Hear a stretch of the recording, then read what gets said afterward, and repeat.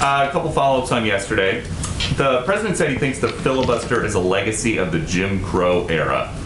Did he think that it was a legacy of the Jim Crow era in 2005 when he defended the filibuster and said altering Senate rules to help one political fighter or another could become standard operating procedure, which in my view would be disastrous?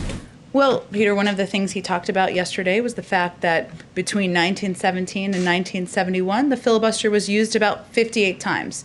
Last year alone, it was used 5 times that many. It is not being used for the intended purpose. It is being abused. And yes, there are scenarios as it relates to voting rights where it is oppressing. It is allowing for systematic racism in the country. So that's the concern he was expressing. And a follow on that, there are some concerns on the right that if you get rid of the filibuster, it effectively means one-party rule. So is that what the president was getting at when he was asked about 2024? And he said, I have no idea if there will be a Republican Party.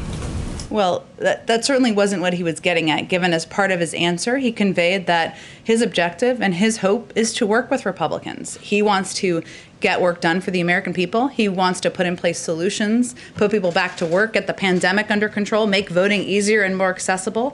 And it's really on Republicans in Congress to decide if they're going to be part of the solution or if they're going to be part of obstruction. So he's leaving it up to them to make the decision on what role they want to play in history. They're really showing themselves to do really well.